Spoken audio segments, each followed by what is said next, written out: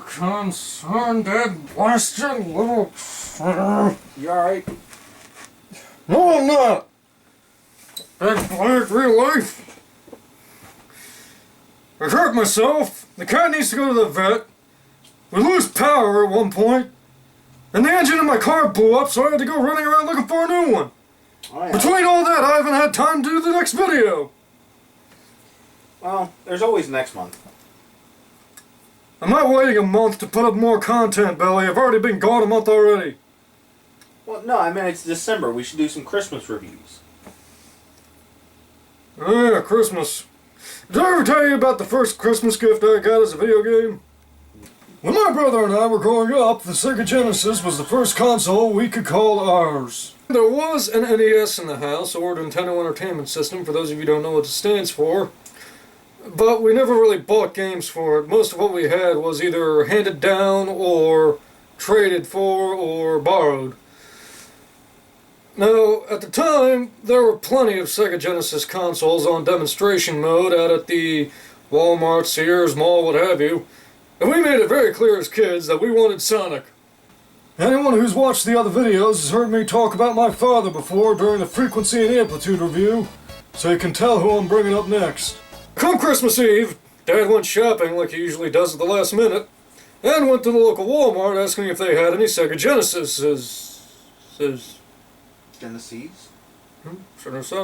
Whatever. The salesperson said they were sold out, and Dad immediately looked on the top shelf, saw one sitting there collecting dust, and said, "I want that." Come to think of it, I think it's hard-coded into our genes to go shopping on Christmas Eve when we would get the title of Dad. Anyway, Sonic the Hedgehog 2 became our first introduction to the series, and we got plenty of games other than that over time.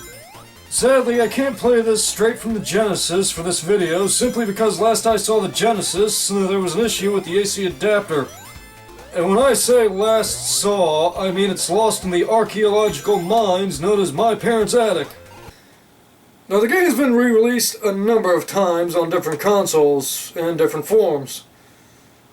There's been PC releases, and there's even a Sonic Ultimate Genesis Collection thing that includes it and a bunch of other Genesis games. This is on the 360 as well as the PS3, but that's not really the one we're using. The one I'm focusing on is the version included in Sonic Mega Collection Plus. What's the plus for? More bugs, I guess. We're focusing on Sonic 2, so I won't be discussing the other games or the issues they have, but none of them are perfect ports. In Sonic 2, I commonly got near-splitting spin dash noise from whenever I or Tails rev up too much. Oh yeah, isn't this the game Tails debuted in? That's right, Billy! And according to the instruction guide, not only is he a genius mechanic, but Tails is the one that taught Sonic the spin dash. Oh, and Tails is his nickname. His real name is actually Miles per Hour. Yes, sounds like miles per hour. Ha ha ha, get it? What the heck was that? Oh, it's one of these cool sound effect machines from the dollar store. Pretty neat, huh? Please don't make that a thing. Anyway, Sonic 2 follows the same formula as the first game, rehashing the story of the evil Dr. Robotnik. Dr. Robotnik, still sore about not being chosen as the mascot for Sega, is kidnapping animals and turning them into robots to take over the world. Come Sonic 2, second verse, same as the first. Only this time, Robotnik found the Death Star at a garage sale and is preparing to use it in his plans as well. Sonic sets off to do battle against his nemesis once more, with the 8-year-old Tails tagging along. And considering how much abuse Tails blunders into through the game, you'd think social services would have been called at some point. The levels are very well designed, each one giving you the option of different paths to take so that each time you play the game, you can take a different route. The first zone is easy enough, and you'll notice each zone has 2 acts instead of the first game's 3. What you might not notice is that those corkscrew things are actually patented by Sega, so hopefully showing them won't give me a copyright notice on YouTube again. Chemical Plant Zone seems like an easy second zone at first, but then you'll come across the pit traps and moving platforms that dump you underwater with no air. The boss himself has insta-kill death pits you need to watch out for as well, making the environment more dangerous than him. The aquatic ruin zone after that is interesting, and if you fall into water, get ready to camp the air bubbles. Sorry, Tails, but I'm not immortal. The boss also has a trick you can use against him.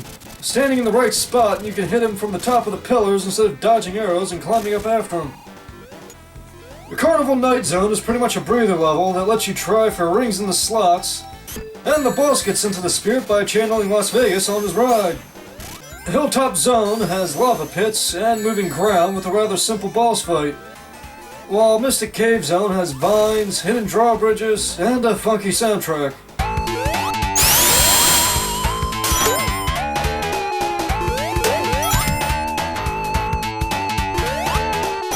The boss doesn't give much room to dodge the falling spikes, or even himself for that matter, but it's still a pretty fair fight. You then visit Oil Ocean Zone, where the oil is so thick you can jump around on it. This helps with the boss if you don't think you're gonna drown in it, but otherwise just be patient. Then we get to Metropolis Zone. When I was a kid, I had only one thought about Metropolis Zone. I hate Metropolis Zone. The thing with progressing by screwing yourself up or down by twisting the nuts isn't my issue. Now grow up! My problem is all the cheap shots the game takes here. Homing weapons, enemy crabs ambushing you. There was even a moment I had to commit suicide because I got knocked off one of the bolts and couldn't reach it again. The boss isn't hard once you know the tricks, though a bad jump can still give you trouble. One thing I learned was since Tails jumps a moment after you do, you can abuse his invincibility by jumping a moment after he gets hit by the boss. This makes Tails jump while he's inside the enemy, giving you a free hit. Now Metropolis Zone actually has a couple interesting things about it. Aside from being the only zone in the game that has 3 levels, there's an explanation where that extra level came from. During development, the team wanted a level that sounded dangerous in English, so they thought of a zone named Genocide City. Stop it. Yes, eventually somebody looked in an English dictionary and realized they might as well just call the level Godwin City. But then they eventually changed the name to Cyber City before they just threw their hands up in the air over the whole thing and tacked on the end of Metropolis Zone as the 3rd act. Unfortunately, that just makes it even more annoying to get through the level.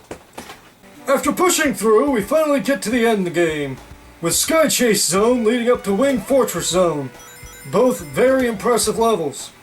Sky Fortress especially, because it really does give you the feeling of fighting around the outside of a battleship so you can break your way in. Unfortunately, this level has one heck of a jumping puzzle that frustrates me to no end.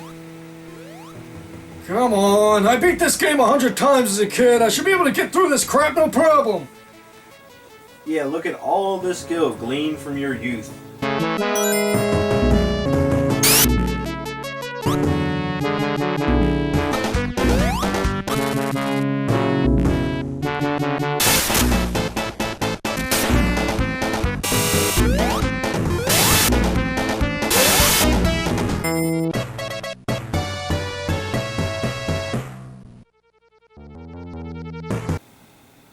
Your editing privileges are revoked. Man.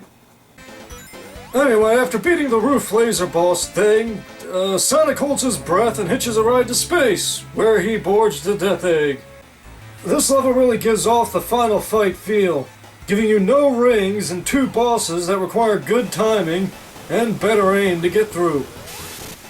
First is Robo-Sonic, and this was something awesome the first time I saw it as a kid. It's like saying, "Hi everybody, here's an evil Sonic." You know, before that became a thing. Then Robotnik wins the foot race somehow, and shows off something even more awesome. A giant Robotnik-shaped robot. When I was growing up as a kid and first played this game, it took me 2 weeks to get by this fight.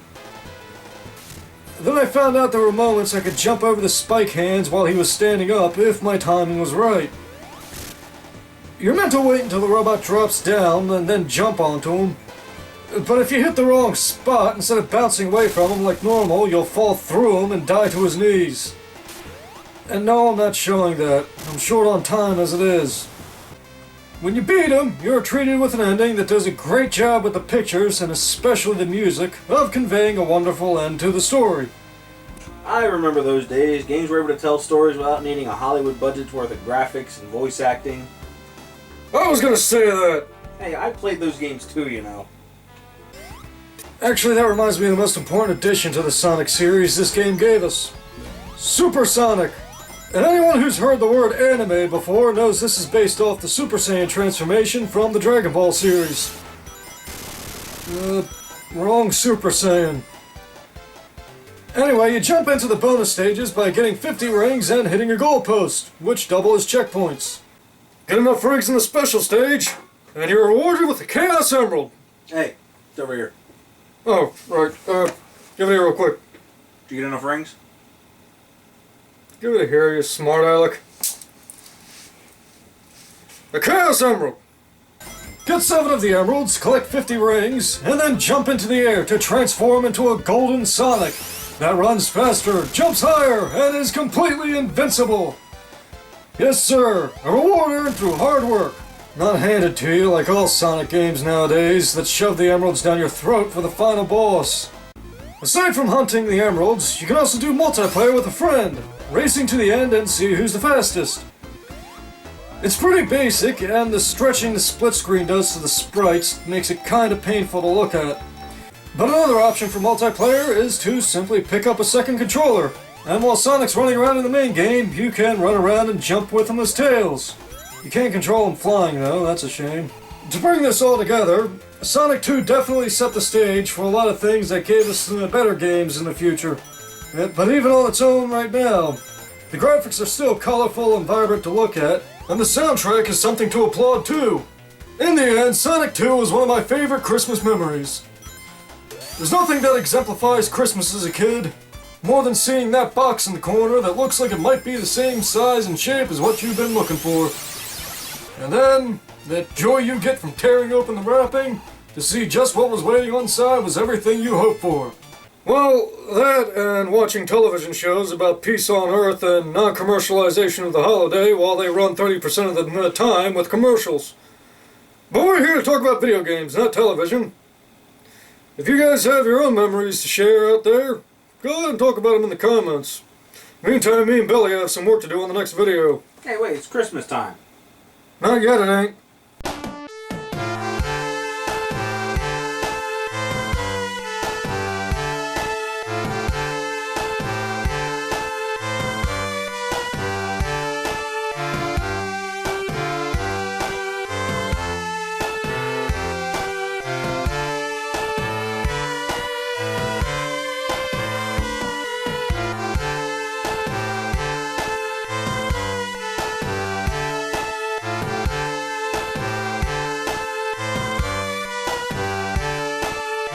Now, the game's been re-released a number of times at...